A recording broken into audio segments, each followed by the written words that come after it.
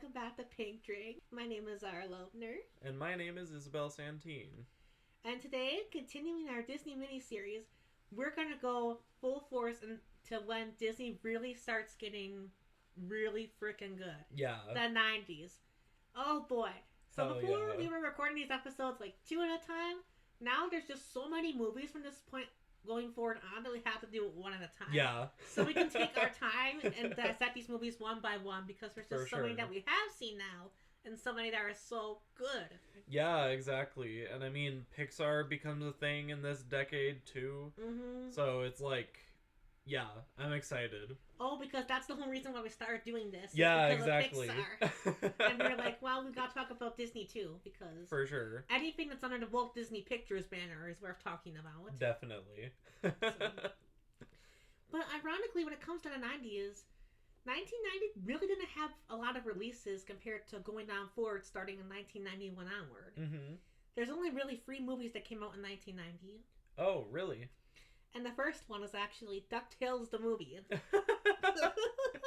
I love DuckTales. I love the theme song. It's so Yeah. catchy. I mean, it's a really awesome show. It's like one of my favorite Disney animated shows. Yeah, Like, Disney did a lot of good animated shows in the 80s. they did. Like, for sure. Gummy Bears, DuckTales, and then New Adventures in Winnie the Pooh was the cutest. Mm-hmm. And then, like, Chipping on Rescue Rangers, that was cute. Yeah, when did the Disney Channel become a thing? That was around in 83, but they really didn't become what they are today until, like, 97. But I'd argue Interesting. 2001, when Lizzie McGuire Yeah. came on the air. Mm-hmm. And then, I grew up with their stuff like Hannah Montana, which it's Waverly Place. For sure, yeah.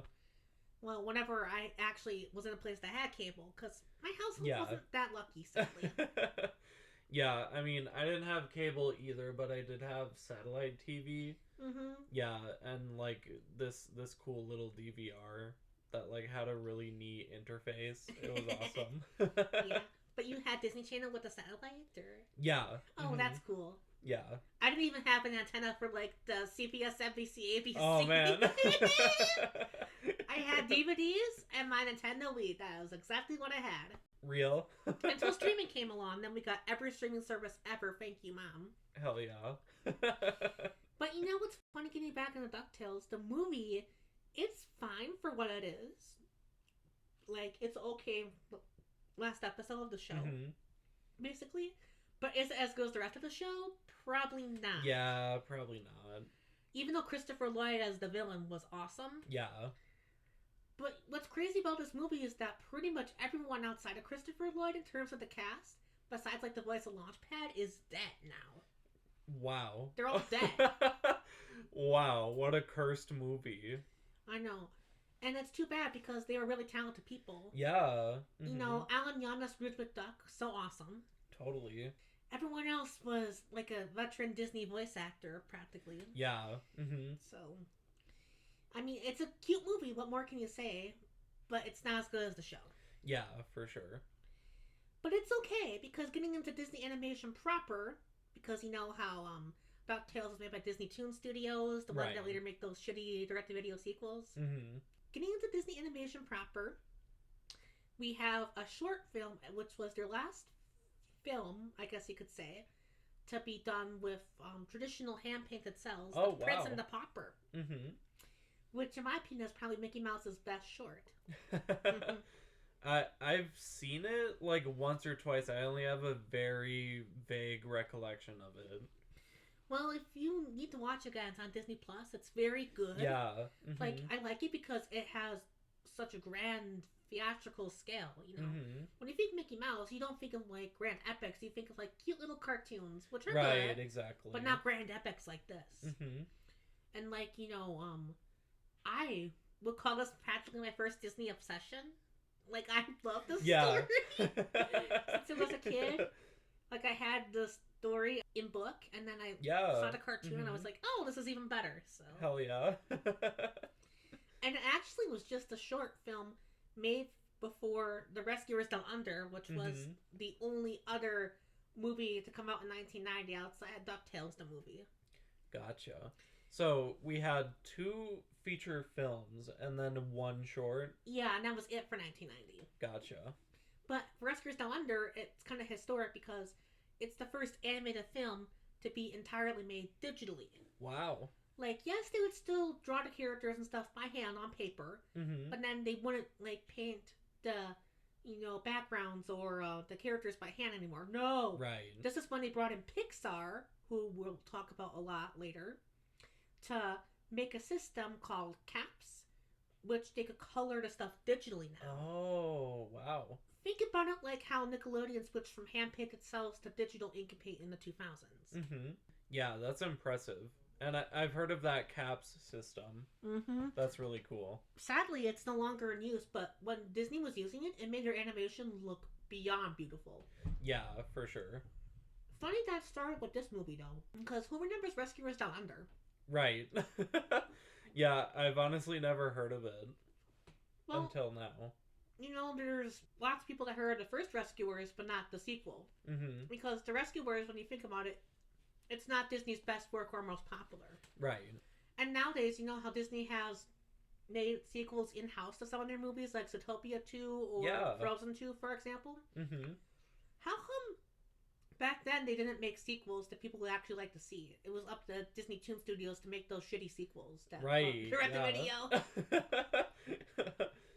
I don't know. Moving along to 1991, we have some movies that we haven't seen, of course, as keeping with tradition, including White Fang, haven't seen, Shipwrecked, haven't seen. I actually have seen that. You have? Yeah, I like that one. Tell us more about that then. What do you like about that? So, I mean, I do think I like the plot of it overall. It's really cute. I wouldn't be able to remember like character names or details because like I was like just like really little when I saw it. Oh yeah. Yeah, but I don't know. I liked it. I remember thinking it was cute. Fair enough. And then Vile Hearts Can't Be Broken, haven't seen. People are gonna hate me for saying this, but I haven't seen The Rocketeer. Oh damn. Because it's one of people's favorite live action movies from Disney. Mm-hmm. I really think I need to add to a watch list and see it. Yeah, totally fair. But it's okay, because I have seen what many people consider to be Disney's greatest achievement ever, and that is Beauty and the Beast. Oh, hell yeah. For sure. Oh my god, where did I even begin with this? Basically, it was nominated for Best Picture, not Best Animated Film, that didn't even exist yet. Best Picture at the Oscars. Wow. Even though it lost to Silence of the Lambs, which is a great movie. Yeah. Even to be nominated, what an achievement right there. Mm-hmm. And everything about the movie is just great. The animation is some of the best Disney ever made in history. Mm-hmm. It still looks great, even 30 plus years later.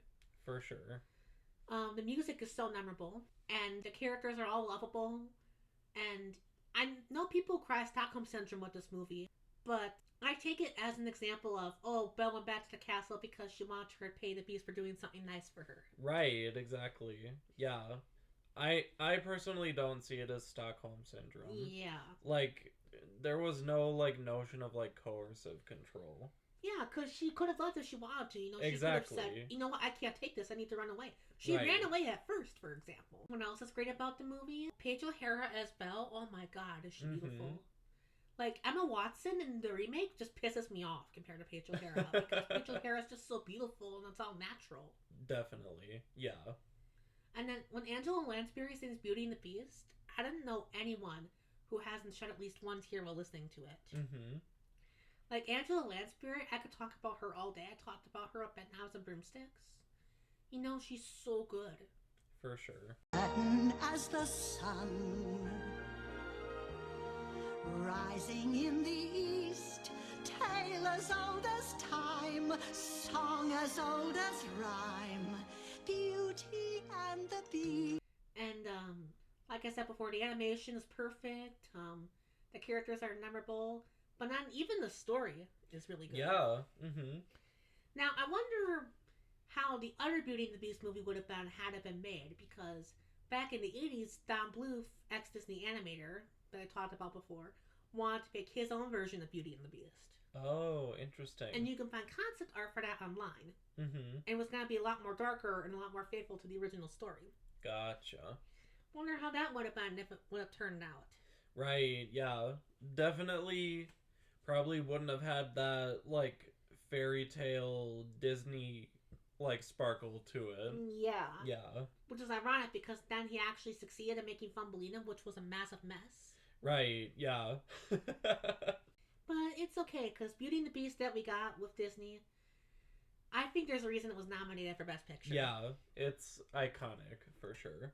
And even my friend Liz, her dad thinks that this is his favorite Disney movie. Mm-hmm. Like, and I think he's in his 60s or 70s, if I'm not mistaken. Oh, wow. So even for someone that age to enjoy this movie, Mm-hmm. when this is intended for, like, I hate how people use the word kids movies, because I think there's a lot for adults here. Yeah, for sure. Yeah, animation is so often, like, demoted to, like, stuff for kids, basically. When, Yeah. like, maybe the style appeals to kids, but really, what is it about animation that appeals to kids? It's the popping colors, it's Mhm. the, like, smooth, expressive motion. And it's also appealing to neurodivergent people. Exactly. So it's not just for kids. There's a lot there. It's Mhm. just whenever a old white executive guy looks at it, he's like, only a child would enjoy this because their whole ass world is just gray. Which this movie replies absolutely freaking not, because Yeah. adults love this movie. Mm-hmm. I mean, the Best Picture nomination, I mean, come on, even that alone. For sure. Exactly. And, like, the emotional storytelling. Mhm. Like, it makes people cry, Definitely. Like, this movie, it was unfinished when it premiered at the New York Film Festival, Mm-hmm.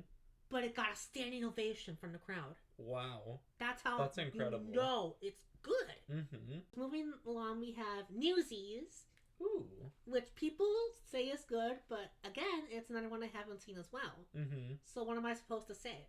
Yeah, me neither. So, moving on. There's Honey, I Blew Up the Kid, which is the sequel to Honey, I Shrunk the Kids. Yeah, my grandma thought the title was stupid, but I haven't seen it, so I can't add anything. Fair enough, yeah. And then there's the Mighty Ducks, which I know people love. Oh my gosh, I love that one. Including you, huh? Yeah. I need to get to watching it. Yeah. But then it's okay, because we have a couple that I have seen coming up next, including Aladdin. Oh my gosh, I love Aladdin so much. Okay, outside of Robin Williams as the genie, which is the most obvious part, what else works about the movie? Honestly, it is one of the earlier examples of, like, really high quality CGI. Well, except In for a that Disney one movie. scene, it looks like a PS1 game. Yeah. But, like, apart from that, like, the music is incredible. Mm-hmm. Like, so many catchy songs from that. Yeah. Like, A Whole New World is a beautiful song, too. Yeah. And obviously, like, the genie is great, but apart Of course, the Yeah. genie's great. but apart from that, like, Aladdin is a pretty relatable character. Right, and I there would were say. funny moments, actually, even Yeah. outside the genie. Like, Iago, Gilbert Gottfried, rest in peace as well, alongside Robin Williams, Yeah, was hilarious as well. for sure. And then that one line that Sultan says to Jafar, "But you're so old!" It's yeah, great. said the quiet part loud. But then, of course, talking about Genie for a second, because we have to, Yeah, a lot of my humor actually comes from the Genie. The pop culture referencing, like Yeah. the sarcastic remarks, Mhm. the kind of getting excited about things. for sure. Yeah. And, as much as I love Dan Castellaneta, the voice of Homer Simpson and the grandpa from Hey Arnold, who took Mhm. over the role for the second movie and a TV show, I didn't even think he was near as good as Robin Williams. Yeah, that character was made for Robin Right. Williams. Exactly. Even though I'm not saying I hate Dan Castellaneta, I love that guy. Yeah. He does his other Mhm. roles, It's Right. just that. With Robin Williams, it was so perfect. For sure. Yeah. Which is why I think it was great when they brought him back for the Ferb movie. Yeah, definitely. But there's a reason why he didn't want to come back. It was because Jeffrey Katzenberg broke a contract, Right. Mm-hmm. And, he felt betrayed by Williams. Yeah. Like, what wasn't the whole agreement that, It was like a like, marketing. yeah, like, his voice or name or likeness could not be used in marketing materials or, like, merchandise. And then they went and, like, did it anyway. Which is really shitty. Yeah, for sure. But it's okay, because when Jeffrey Katzenberg left, for reasons we'll get into later, at least the person who replaced him made up with Robin, and then he agreed to come back for the third movie. Because in Robin's head, he said, "This is all I need to hear. This is great." And then when he told the Disney executives that he was going to come back for Aladdin Free, they were very happy to get rid of Dan Castellaneta's recordings for Robin's. Yeah, totally. Which is awesome. But, Aladdin, I just love it so much. Like, look at Disney during this time. They're on such a streak. Yeah, exactly. Like, Little Mermaid, lots of people saw. And then, Beauty and the Beast got nominated for Best Picture. Yeah. Aladdin won more people over. And then we're going to talk about The Lion King in a bit. And that was, it's still to this day, actually, the highest grossing 2D animated film in history. Yeah, absolutely. Like, Disney was the top of the world during this time. they were on fire for sure. Then like the fucking live action slop that they make now. Well, whenever they used to do original live action movies, those were good times. Yeah. Speaking of which, we have the Muppet Christmas Carol up next. Oh yeah, this one is so cute. I love it. The first Muppet project, really, I guess you could say, at least major wise, to made after the death of Jim Henson. Yeah. And it was directed by his son Brian, so what a good choice. Now, there's a catch with this movie. If you're going to watch the movie, be sure to watch the uncut version on Disney Plus. Interesting. With the song When Love Is Gone. Because if you watch the cut version, it fucking sucks. Yeah. I mean, I've only ever seen the Disney Plus version, so... When you go down to extras and you click the full-length version, it has such a beautiful sounding melody, and, like, Aww. Belle can sing very beautiful. And, I think for me, because I went through some hardships in life, I can relate to what Belle was going through in that scene. Definitely. And it was cut because Jeffrey Katzenberg thought, oh, kids aren't going to like this. It's too slow for them. What the heck? But thank God, the negatives, or at least whatever was left of the negatives, were saved so they could be put on Disney Plus. Yeah. Because it was on VHS before, like on some special copies, but when it was cut, it was like cut in a lot of places, and it was hard to, see that movie cut. Yeah. Like, whenever I have, the option to watch something uncut, I'm always going to watch the uncut version. Yeah, definitely. It's kind of like how I watch Roseanne uncut, on DVD instead of watching on streaming. Oh, sure.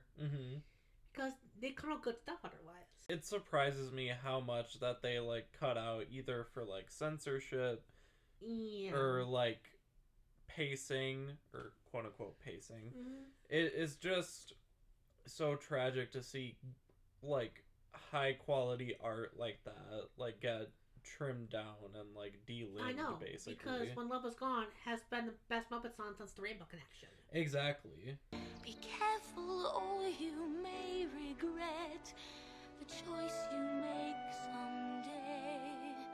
When love is gone, when love is gone. But, okay, so, cuts on aside, if you watch the full correct version, what makes this movie good? The puppetry, it's Jim Henson's crew, of course they're awesome. They stay really true to A Christmas Carol. Yeah, definitely. The new Muppets they introduced for the movie look fantastic. And even Michael Caine as Scrooge, fantastic. Yeah, I love his performance. It really ties everything together. He took it so seriously, which, like, which is so impressive considering the absurdism of, like, the puppets around him, Yeah. So it's an absolutely incredible movie. Yeah, it's one I watch every Christmas. I was watching it last Christmas season with my family. Well, the uncut version, that is, of course. But it was nice because we all had a good time, and I ordered myself, like, some Jimmy John's. Oh, nice. It was great.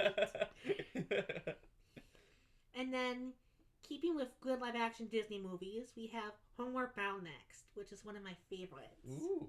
It's one of my favorites because it's a cute little movie about two dogs and a cat finding their way home. Mm-hmm. And, you know, they brought in Sally Field and Michael J. Fox to voice two of the animals, so that's a win. That's cool. And, you know, I haven't seen it in a while, but I remember really liking it because I like dogs and cats a lot, and I just thought it was cute, you know, that they stuck together, and... Totally. Like, I thought it looked very nice, you know, some of the shots they got, and...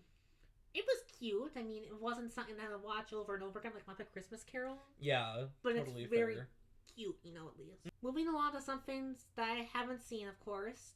Far Off Place, haven't seen. Me neither.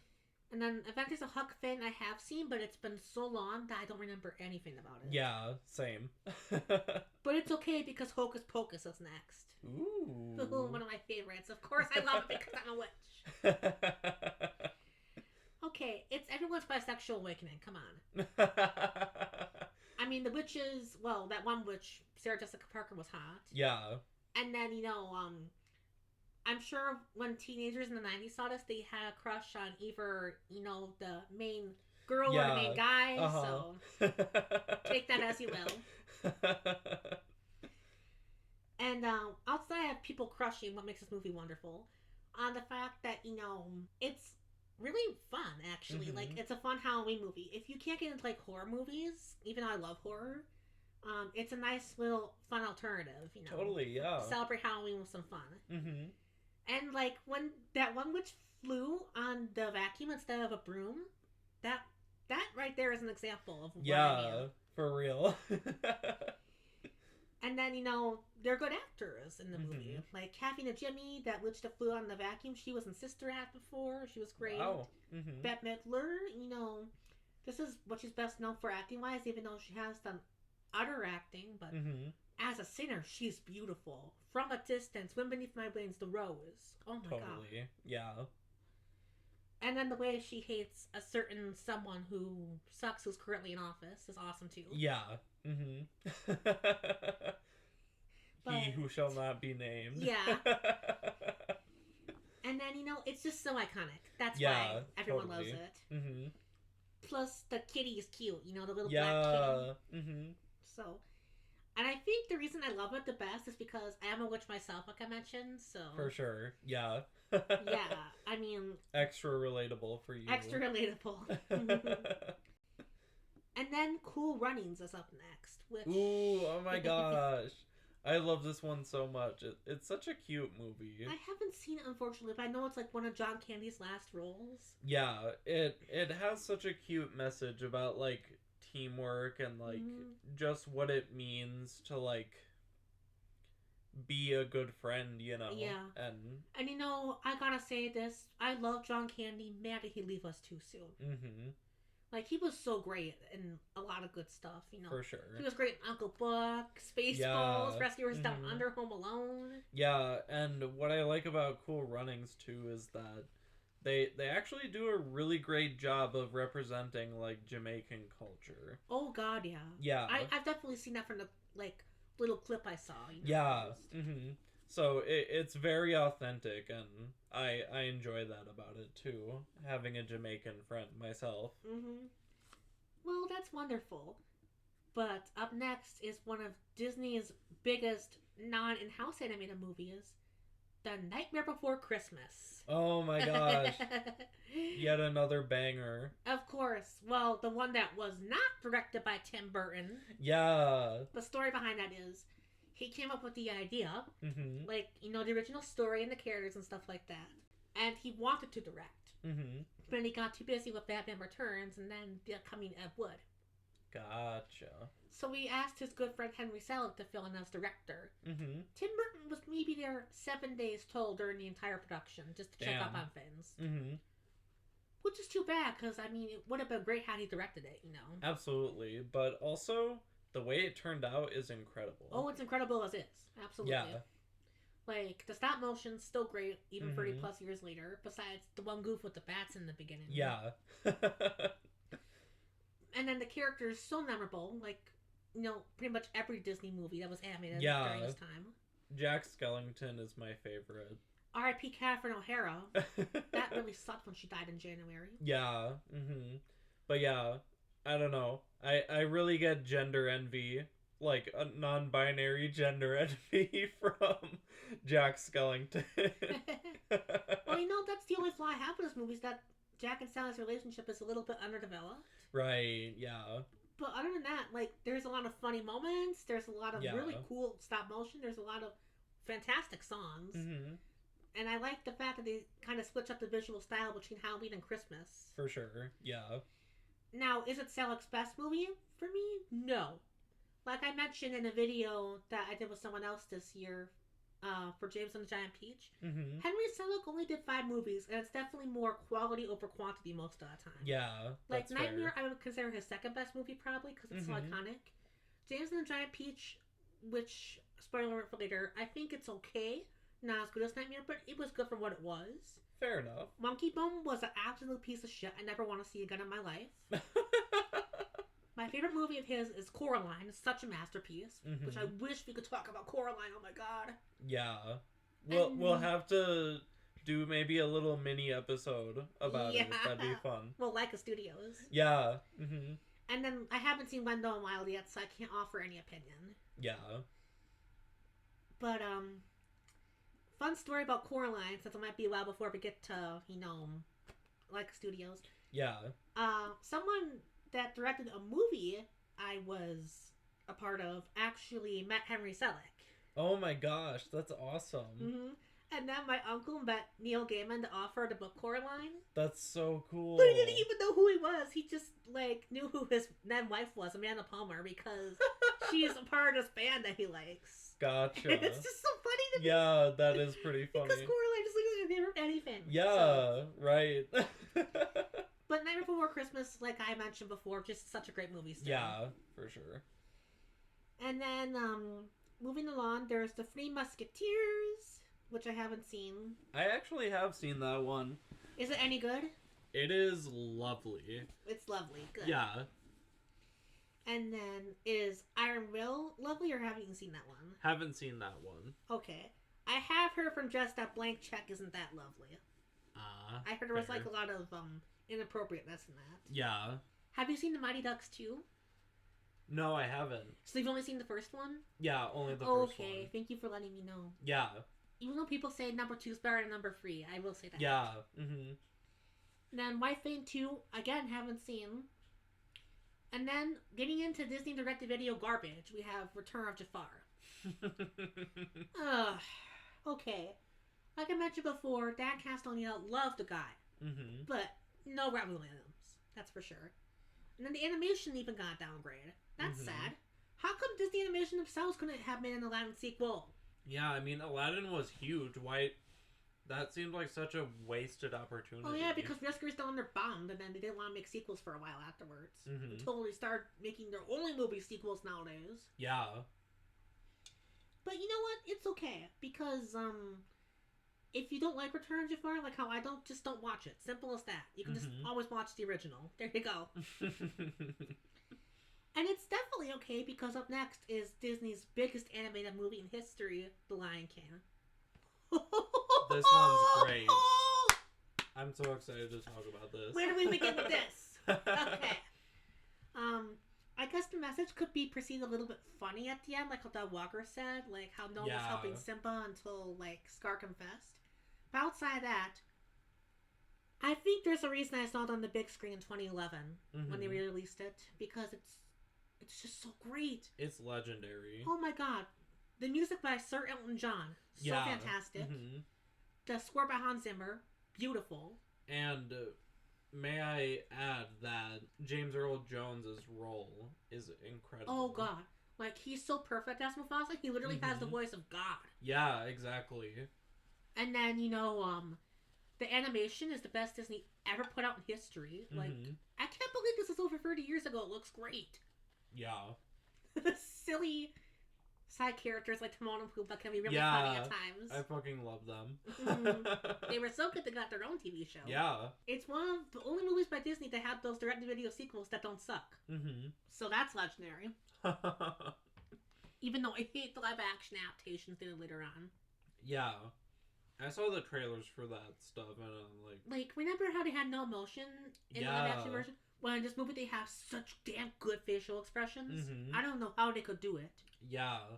And, like, the way that they anthropomorphize the animals is, like, incredible. And, this was just a B project for Disney when they were working on Pocahontas, which they thought was going to be an A project and Best Picture winner.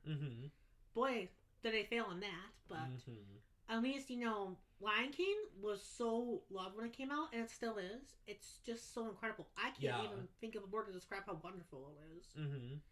Well, I saw the musical at Disney World. I got to walk around the performance with my sister, shaking maracas for it. And it was so wonderful. Like, helping out with the show, and I love The Lion King. Yeah, it's great. I've never seen the Broadway version. Well, I didn't see it on Broadway. I saw it at Disney World. It was kind of like the Broadway version, though. But, even seeing it at Disney World, I think that it's a great substitute. Yeah, totally. And, Circle of Life, that opening song, if that opening scene doesn't blow people away, I don't know what will. Yeah, for real. Because it has a good message outside just being a great song. We have ancestors, and then we'll become ancestors someday. Exactly.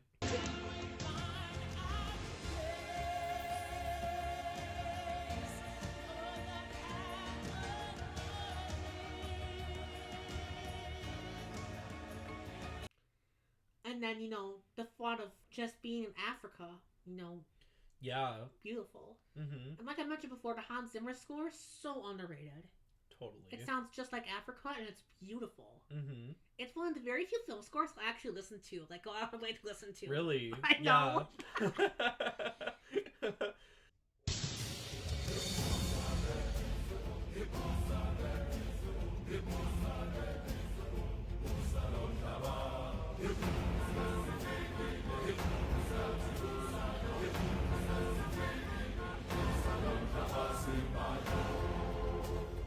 Yeah, I mean, I will do that semi-often with Revenge of the Sith.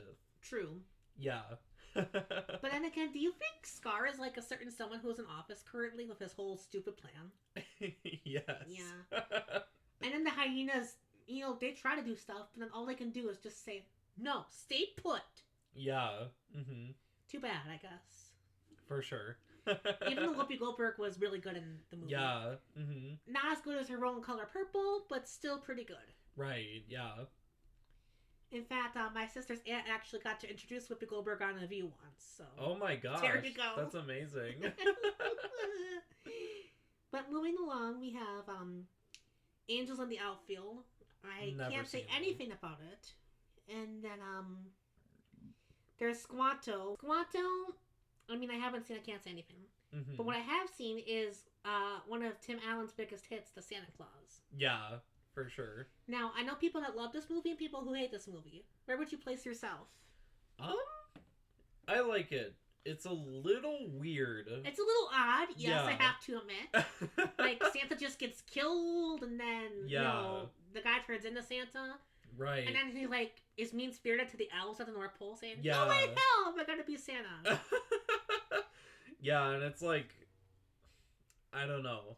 The whole Santa transformation scene. It's just odd. Yeah, I dislike it. I remember as a kid it made me feel uncomfortable. Yeah. But what does work about the movie is that it looks nice. Yeah. And, Tim Allen is giving his all. And for sure. There's some funny moments in the movie still. Yeah. Just because of how out of place it can be. I guess you can take a look at what works in the movie, and if there's enough about it that works for you, watch it once a year for Christmas, but probably no more than that. Yeah, for sure. Is it Home Alone, or is it Christmas Vacation with Chevy Chase? No. Yeah. But it's okay to watch every once in a while during the holiday season. Yeah. And then their first live-action remake came out in 1994 with The Jungle Book, but I haven't seen it. But I'll have a lot of hateful things to say about the later on ones in the 2010s and 20s. Next is Heavyweights. I haven't seen that. Me neither. And then Man of the House I haven't seen, even though, ironically, it has Chevy Chase from Christmas Vacation. Oh, wow. And then Tall Tale I haven't seen. Neither. But then one of Corbin's favorites is up next, a Goofy movie. Ooh, this one's cute. Isn't it really such a cute story? Uh-huh. I mean, I don't know what it is still about Max's crush on Roxanne, though. Like, Yeah. Why? Is it just because all teenage boys have crush on girls? Right. Because that's not yeah. true. There are gay teenage boys. Exactly. So it can't be that. Yeah. But, you know, I guess they just want to please the executives by having a romance in there. Yeah. Mm-hmm. Plus, this is one of the last, Disney movies that Jeffrey Katzenberg worked on before he left for DreamWorks. Because in '94 he left, even though we're in '95 now, Mm-hmm. he left in '94 because he did not get the promotion that he wanted. And then he left to make DreamWorks, and then started to do movies like Ants and Prince of Egypt. Yeah. Mm-hmm. And then later on did Shrek, and that changed everything. So Yeah. I really like a Goofy movie. This is gonna sound really silly, but like I really like it because there's so many YTPs of it Oh, online. God, yeah. And I fucking love those. Yeah, the YouTube poops are the best. Yeah. But, watching on VHS like I did last year, that was an experience. Oh, yeah, I bet. Watching on VHS while eating Stephen Colbert's Ben & Jerry's ice cream, that was an experience. I'm still pissed about The Late Show being canceled. Yeah, for real. Because at least they're keeping the ice cream around, which is good, but, I Yeah. love the show. It makes me upset. For real. And something else that makes me unfortunately upset is Disney's next in-house animated movie with Walt Disney Animation Studios, Pocahontas. Yeah. The downfall begins. Oh Mhm. god. Until Princess and the Frog comes along. Yeah. It's so sad because they brought on such a good streak so far. Mm-hmm. Because, okay, putting the historical inaccuracies aside because they have to kind of change stuff to be family friendly, what else doesn't work about the movie? The animation, usually Disney's animation during this time looks wonderful. Yeah. Here it's stiff, Mm-hmm. which is sad. Yeah. And like I also very much dislike the white savior type of thing going on Yeah. there. And, the only things I can think of in this movie that are actually good are the colors. At least they look very nice. Mm-hmm. And that one song, Colors of the Wind. Because Yeah. I think it's a beautiful song. Mm-hmm. But outside of that, is there anything that works about the movie? Well, let's just say if Pocahontas 2 even is slightly more historically accurate, you're pretty much fucked. Yeah. Mm-hmm. You know what happened to Pocahontas in real life, though? She went to England, then I don't even want to say what happened to her over there. Oh, And then wow. she died at 21. Damn. And what happened to her country? It got taken over by people who suck Yeah. and turned into horse shit. Yeah. It's awful. For real. It's so awful. And, I think that's the biggest problem with this movie is because, it's Disney, it has to be family friendly. Yeah. They can't really tell a lot. Exactly. Yeah. And it's like it's one of the biggest tragedies in history. Yeah. I feel so bad for those beautiful indigenous people. Yeah, same. I should move on before we get hate mail, though. Fair enough. Operation Dumbo Drop is next. I haven't seen that. Me neither. Same with King Arthur's Court, and The Big Green. Up next is Frank and Ollie, though, which I know what that's about. It's about two of the 9-year-old Ben, those animators from Walt's days, Mm-hmm. talking about their experiences. Oh. Which, I haven't seen the movie, but I at least know what it's about, Mm-hmm. And I think that's good that they did that. Yeah. And now, the reason why we all did this, time to start talking about Pixar. Yay! With Toy Story. Woohoo! Yes. So, what makes Toy Story a fantastic movie? A lot.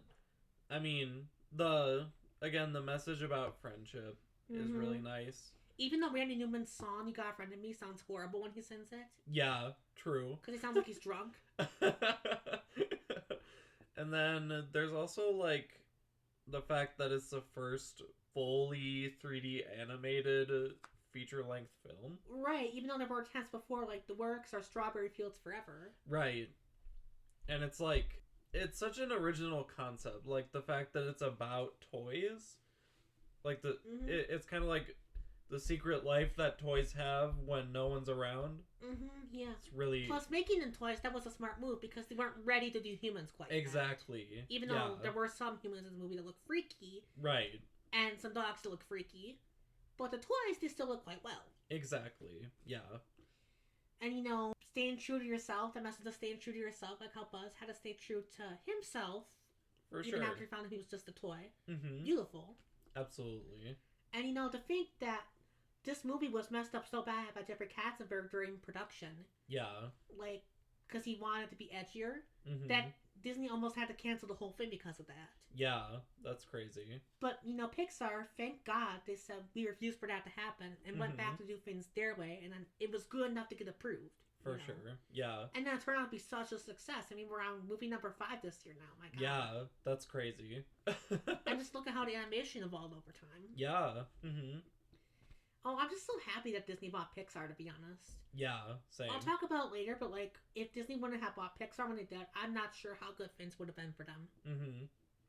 But, you know, with their first movie being a success, it makes me happy. Yeah, same here. Because Pixar did so many good movies in the 2000s, I can't wait to get to those. Mm-hmm. But, you know, Toy Story, not a bad start at all, I must say. For sure. Yeah. Even though I like Toy Story 2 a lot better. Yeah, Toy Story 2 is really good. Mm-hmm. That's my favorite, honestly. And then up next is Tom and Huck. Haven't seen. Nope. Muppet Treasure Island. Have you seen? I saw it once. Is it the best Muppet movie? No. No. Definitely not. It's not the original. It's not Muppet Christmas Carol. It's not Yeah. a 2011 movie. Mm-hmm. So no. I have nothing to say. Besides the fact that Tim Curry is pretty awesome. Yeah.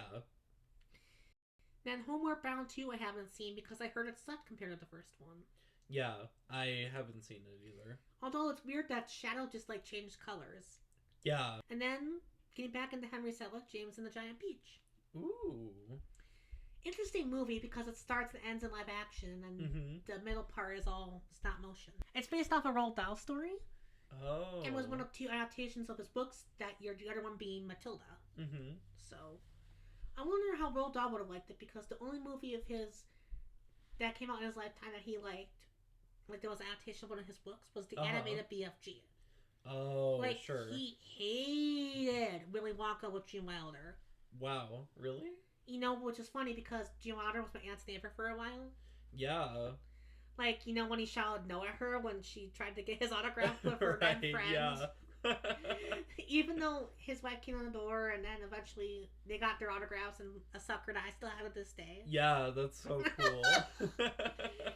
But anyways, you know, Roald Dahl was a prick when he was alive, unfortunately. Yeah. Which is sad because he could write some good stories. Mm-hmm.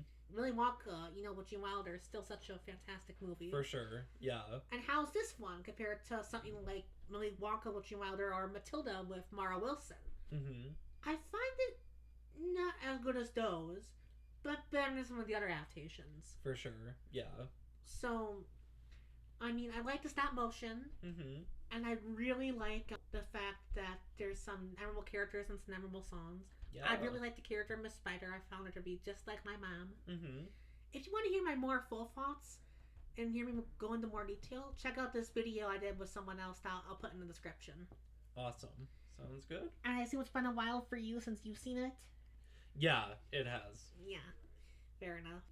Alright, so moving along, we have The Hunchback of Notre Dame. Ooh, one of Disney's darkest movies. Yeah, for sure. Like, the fact that they say the G word in the movie, which we can't say because it's a racial slur, Right. oh, it takes balls to say that. For sure.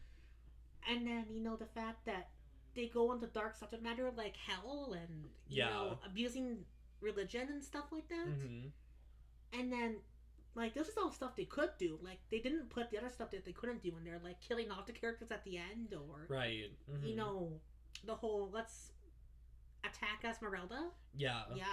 Oh, yeah. Yikes. Yikes. But, you know, the animation fantastic as always. The music fantastic as always. We're just selling a broken record at this point. You know, Judge Furl is such an underrated, great Disney villain. Mm-hmm. And then, you know, in my opinion, this has the worst Disney sequel in history. Really? Which we'll get to in the next part. Sure. But, you know, I just can't believe that everything about this movie is so good. Well, besides the gargoyles, but they don't bother me as much as they bother other people. Yeah, I've seen scenes of them, and they're just, it's they're not weird. the worst, but Yeah. it's not that great. But outside of that, everything really works about this movie. For sure. And sadly, Aladdin and the King of Thieves, even though it's better than Return of Jafar, doesn't really work. Yeah. Even though Robin Williams as Mrs. Doubtfire comes back for a Mhm. scene, which is great. That's that's really cute. I didn't know that. Mrs. Doubtfire is one of my favorite Robin Williams movies. Yeah, same. Like, when he did Mrs. Doubtfire's voice, you know how with his other voices it sounds like him in a way? Yeah. It was so mhm. different as Mrs. Doubtfire that it was like a different person entirely. Yeah, definitely. I just really miss Robin Williams still. What more can I say? Yeah, same. And it's been 12 years this year since he died. Wow. How horrible. I thought it was a joke at first. Yeah, for real. Then First Kid is next. Haven't seen The Mighty Ducks 3. Mhm. 101 Dalmatians, the remake, and That Darn Cat, the remake, I think are really bad remakes of really good movies. They made a remake of 101 Dalmatians. Was that the live action with one? Glenn Close. Yeah. She was the only good thing about that movie. Gotcha. Because, she called Mr. T terribly frightening in real life, and that's great. Right. And then, moving along, we got Jungle to Jungle, haven't seen. Honey, We Shrunk Ourselves, haven't seen. Hercules, I have seen. Yeah, Hercules is great. It's not a masterpiece like Hunchback of Notre Dame or, Lion King or anything like that, but it is fun. Mm-hmm. Especially because it feels kind of like Vegas. Yeah, definitely. And even though James Woods sucks in real life, like the fact that he was good as Hades, at least, that takes some talent, Yeah. I mean, honestly, Hades is my favorite character from really? that entire film. Yeah. Well, I think my favorite is Meg because of, her backstory. Oh, totally. Like, remember how her boyfriend, he was dying and then she gave up her soul to save him? Yeah. And then he leaves her for some other woman? That's horrible. Right, yeah, for real. And then when she sings I Won't Say I'm in Love, such a beautiful song. Yeah. Like, I really like her a lot as a character. Yeah, she's amazing. And, like, she has a lot of depth to her character because, like, of course she betrays Hercules. Yeah, but then she apologizes and makes up for it. Exactly. Yeah. Really sweet movie. And then the music's really fun, too, because it's, like, Vegas-style music as well. So there you go. Like, the whole movie is Vegas. And then they even got the guy who did the art for Pink Floyd's The Wall to be the art designer. So whoa, that's cool. And then, up next is George of the Jungle, which is based off a 1960s cartoon, which I haven't seen any of that stuff. I've seen that. It's pretty funny. Is Brendan Fraser actually good in the movie? Yes. Because I know he can be hit and miss. Yeah, Brendan Fraser is pretty damn good in that. That's good. And then up next is Earbud, which I loved the movie as a kid, but the way that the clown would abuse poor Buddy made me so sad. Yeah, same. Animal abuse is the worst thing ever, So I'm happy to see the clown get arrested in the end and see him fail in the end. Uh-huh. Which is funny because the actor who played the clown would be Mr. Noodle on Sesame Street. Oh my gosh, really? I know. R.I.P. Michael Judd. He passed away in 2003, unfortunately. Oh man. Of an illness, I think it might have been AIDS. I'm not sure though. Oh, gotcha. It's sad. Yeah, for sure. But what else is good about Earbud? I think it's a cute story about how a dog finds a new loving family. Yeah. And how the boy who moved away from his friends found a new friend with the dog, Yeah. And it's cute that the dog can play basketball, Yeah, for sure.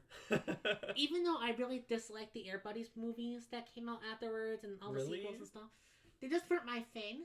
I liked Santa Paws at least, but like there were just so many afterwards. I just didn't care. I personally really liked the original Air Bud and also Air Buddies. Oh, Air Buddies. Yeah. That one was okay, but then it got kind of out of hand. Yeah, that's what I think too. But Air Bud was very cute, and despite some really sad animal abuse, I think it was really nice. But they kind of had to put that stuff in there to tell the story. Right, exactly. And up next is Pooh's Great Adventure in a Search for Christopher Robin. Oh. Yeah. This movie made Jess cry because when she was a kid, her biggest fear in life was just Christopher Robin being kidnapped by a skull and not the horse shit that's going on in the world currently. And it makes it hit harder as an adult knowing what's happening in the world currently. For sure. Yeah. Oh, I just love this movie. Me It's too. not the greatest Winnie the Pooh movie, but it's Yeah. cute. Mm-hmm. It wasn't meant to be a grand epic. It was meant to be a serviceable little direct-to-video film. I think they succeeded. Exactly. Yeah. And up next is Rocket Man. Haven't seen. And no, I'm not talking about Elton John's Rocket Man, unfortunately. And then Beauty and the Beast, The Enchanted Christmas is next. I've not Which- seen that one. All I'll say about that is that, why are you making it in between the beginning and the end of Beauty and the Beast, the original? Right. It's yeah. bizarre. And then, like, the fact that, you know, there's a lot of bizarre shit in this movie, too. Uh-huh. Like, characters that didn't even exist in the first movie. Huh. And then, like, it kind of retcons the first movie, too. Yeah. Mm-hmm. At least I'll say this, though. It was an actual movie compared to number 3. Right. And then up next is Flubber. Didn't you see this one? Yeah, I've seen only, like, the very beginning of it. I don't know. Well, it's Robin Williams, you know. Yeah, who's it's always Robin awesome. Williams, who's really, like, you can't mess with him. But also, like, I don't know. The Like- CGI makes it really weird. And then, like, the way that he missed his wedding all the time made me pissed Yeah. off. Mm-hmm. But at least the mom from She's Too Young was in this movie, and she's always awesome. you Yeah. know. So, thumbs up with that. For sure. And then up next is the live action Mr. Magoo, which is on par of Cloudy with a Chance of Meatballs 2 for like one of the worst comedies I've ever seen in my life.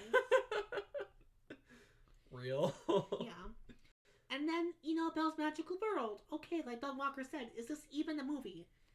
No, it's not, because it was a scrap TV show that they packaged together as a movie. What the heck?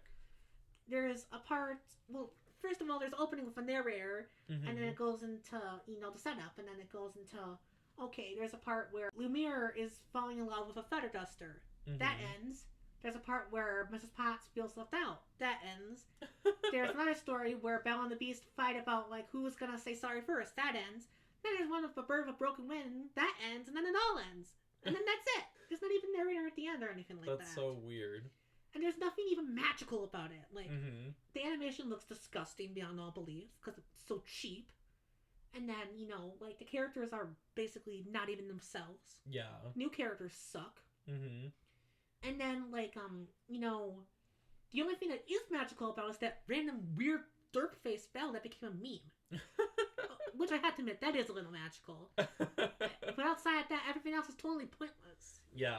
It's just so awful. That's the Yeah. word for it. Which is sad because the original Beauty and the Beast is such a masterpiece. Mm-hmm. And I think, you know, it's so bad to the point where it's just not even funny anymore. Yeah, for sure. And they couldn't even get back Angela Lansbury for this, so that's telling. Damn. And up next is Meet the Beatles, which haven't seen. Me neither. Even though it was co-produced by Deke Entertainment, Mm-hmm. the people behind the Super Mario Bros. Super Show. Yeah. Oh my god. Because they were owned by Disney for 4 years, from 96 to 2000, so... Interesting. Yeah, quick side tangent about the Super Mario Brothers Super Show. Like, I discovered that show through Netflix. Yeah.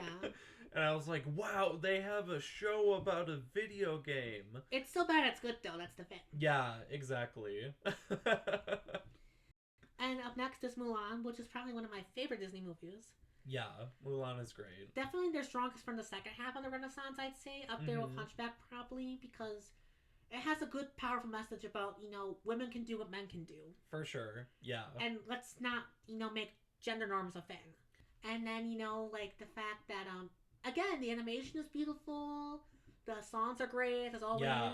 Mm-hmm. And then, you know, Mr. Miyagi himself from The Karate Kid is the Emperor of China. Yeah, exactly. But the villain is a little weak, that's my only flaw. Yeah. But, you know what made the movie the best? The Szechuan sauce at McDonald's. Really? When they had that for the McNuggets. I forgot about that. Oh my god.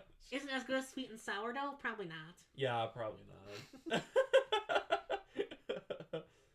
But you know what's funny though? In the next part, we're going to talk about how much I really hate Milan too. Yeah. Let's just say for now though that it's horrible that they all marry for true love and an entire country dies because of it. Oh wow. Yeah, That's wild. it is wild. I'm all for marrying stand for true love, but now it's gonna kill a whole country. Yeah, exactly. Okay, and then the Parent Trap remake is up next, which is, I guess, okay. Mm-hmm. You know, I mean, it's the Parent Trap, which, you know, I thought was an okay movie to begin with. Yeah. But I guess, to their credit, they made it a little bit better than the original. Mm-hmm. Like, there's a little bit more depth with the characters, and, you know, Yeah. I honestly, I know people don't like Lindsay Lohan. I didn't think she was that bad an actress when she was working for Disney. Yeah. I've seen clips of it. It seems funny. Yeah, it actually is a funny movie, you know. I'm not gonna believe that Meredith Blake is my age, you know. Yeah. Alright, so, you know, moving along, we have Pocahontas 2 Journey to a New World, which is slightly more historically accurate than the original, Yeah. but is it still bad? Absolutely. Yeah. Too bad, because, you know, I'm sure that people really tried their best to make it okay, at least. Yeah. But it didn't Mhm. turn out for the best. I don't even want to get into Pocahontas again. It's just so sad. Yeah. Same. And then, you know who calling Elizabeth Warren Pocahontas, even though she's white? What an insult. Yeah, for real. That's just yucky. Mm-hmm. And then there's the Jungle Book Mowgli story. Haven't seen. Neither. The Lion King 2 Simba's Pride I have seen, and it's the best Disney sequel by a long shot. I have not seen Well, everyone had a crush on Kovu. That's why everyone liked it. it. Yeah, and I mean, if you're gonna make a follow-up to The Lion King, like, At least make it decent. yeah, Which they did. exactly. I mean, the animation surprisingly looks like the original for once, so that's Yeah, good. that's really cool. And then the opening song, He Lives in You, such a beautiful song. It's from the Mhm. musical, so there you go.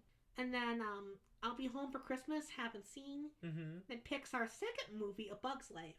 Boy, is it as good as Toy Story? I don't know. No, not for me at least. I would say their 2000s movies are probably better. Yeah. Like, wait until we get into, like, you know, Monsters, Inc., Finding Nemo, The Incredibles, Yeah. Ratatouille, WALL-E, all that shit, you know? Mhm. Oh my god. For sure. Can't wait. Yeah. But Bug's Life is okay for what it is. Yeah. I remember disliking it as a kid because I thought it was too slow. Yeah, same here. I also didn't like DreamWorks' Ants, its rival movie, so there you go. Yeah. Mm-hmm. But now as an adult, do you think Bug's Life or Ants is better? Probably Bug's Life. Yeah, in terms of, like, it looks more pretty to look at, you know? Yeah.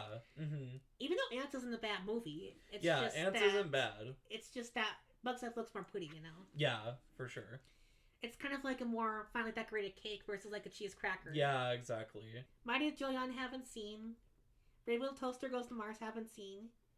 Endurance haven't seen. Air Bud, the sequel, haven't seen, surprisingly. I have seen it. Mm-hmm. It's not as good as the original.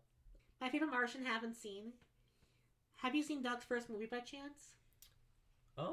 No, I haven't. What's funny about Doug, I'll just mention this really quick, is that it became a Disney property after, you know, Jim Jenkins moved to Disney after working at Nickelodeon. Mm-hmm. So all Nickelodeon owns of Doug, aka the first ever Nicktoon, is the Nickelodeon half of the show. That's it. Oh, Not the movie, sure. not Disney's half, not the characters themselves. No, Mhm. just the Nickelodeon 52 episodes. Gotcha.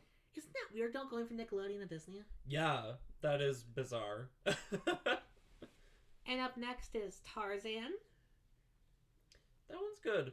It's okay. Yeah. You know, not Disney's strongest movie in the Renaissance, even though Right. it's their last Renaissance movie. Mm-hmm. A little bit weird that Phil Collins does the music instead of having the characters sing. Yeah. Mm-hmm. But the animation's fantastic still, and, you know, it has Yeah. a good message about staying true to yourself Mhm. and what family can be. For sure. So it's decent. Yeah. I wouldn't call it, like, you know, Beauty and the Beast or Lion King good, but... Yeah, no. And then Inspector Gadget's next, which is actually Oh a my remake gosh. of the 80s cartoon. Yeah.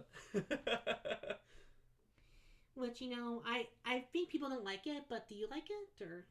I love it. I mean, I was a huge fan of Inspector Gadget as a kid. Well, you know, like my sister's uncle said, when a toy Tonka truck fell into the family cabin's pool, Uh-huh. I said it was Inspector Gadget sinking, as he said, "No! Inspector Gadget, don't sing!" That's the greatest Inspector Gadget story, just had to put it in there. That's funny. I love that. And up next is The Straight Story, haven't seen. Me neither. Mickey's Once Upon a Christmas, have you seen? No. I've seen it, it's cute for what it is, you know? Mhm. But it's just a little Mickey Mouse direct-to-video movie. I don't think it's going to be the most grand epic, you know? Right, yeah. Even though Fauna was cute and the animation was surprisingly very good, you know? Toy Story 2 is up next, and talk about Pixar's best 90s movie. Yeah, for real. This is on par with their 2000s movies. Mm-hmm.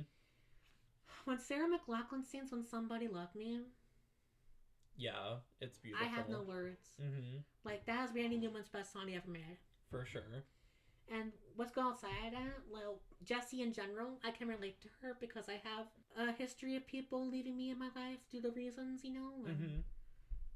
I guess the fact that anyone could relate to that, you know, so great. Yeah, for sure. It's still good outside of the whole marionettes on the TV. Mm-hmm. Because I just don't like marionettes, they're creepy. Right. But to be fair, at least they're not real marionettes. Yeah, exactly. But, you know, I like it better than the first one because it's just, it has such strong characters and strong Yeah, for messages. sure. And, Mm-hmm. you know, I really like the fact that Lauren Metcalf from Roseanne, who played Jackie, came Yeah. to do Andy's mom in the Mhm. movies. I think that was really cool. For Because sure. she was the best character on that show. So. Yeah. And then Fantasia 2000 is up next, which is as good as the original Fantasia? No. Mhm. Is there still some creativity? Yes. For sure. They were trying different animation styles. Disney's first use of in-house CGI from not Pixar. Mm-hmm. Even though they want Pixar to. Pixar told them, you can do it yourself. And I don't know why they replaced Sorcerer's Apprentice again, but, Yeah. you know, outside of that, having those celebrity hosts, that was a little odd. Right, exactly. It was still Fantasia at its core value, and it was fine for what it was. Mm-hmm. Now, I haven't seen Brave Little Toaster to the Rescue. And then we're on to our final two here. Muppets from Space, which is probably the worst Muppet movie. Yeah, I've not even seen it, which Yeah, I it's think been that years. says a lot. And then getting back into Star Wars with The Phantom Menace. Hell yeah. Mhm. Honestly, I feel like the Phantom Menace did a really great job of recapturing the magic of Star Wars. With some things, at least. You know, like the Yeah. lightsabers and, you know, some of the Brits that were in the movie. Yeah, and also the lightsaber duel at the end too is really fucking cool. The music was still good. Yeah, the It's music is just amazing. that for me, the film looked a little creepy in some parts. Yeah, that's fair. And, you know, some of the actors weren't that fantastic. Mm-hmm. And surprisingly, Natalie Portman wasn't that great in this one compared to the next two. Right, yeah. Which is funny because she was in Where the Heart Is the next year and she was fantastic in that. Yeah. Mm-hmm. So I don't know why it is, but Yeah, I feel like a lot of the weakness of this movie comes from George's skill as a director. yeah, because he only directed literally 3 other movies before. Right, exactly. Only one Star Wars movie. Mm-hmm. So So I do feel like it's maybe his vision or maybe lack thereof that Yeah. affected that. So yeah, but you know what? For what it was, would I call it the worst thing Star Wars ever did? No, it's not the holiday special. for sure. But I wouldn't go out of my way to watch it either. Yeah. Same with Attack of the Clones, which we'll talk about next time. But Revenge of the Sith, I could watch that anytime. Yeah, for sure. Revenge of the Sith is easily the best of the 3. Oh, for sure. Yeah. But until next time, the Pink Cafe is now closed. And I can't wait to talk about the 2000s because Yeah, same. finally some stuff that came out after we were born. For sure. Even though we love the 90s. Yeah, absolutely. But take care, everyone, and have a wonderful day. Bye.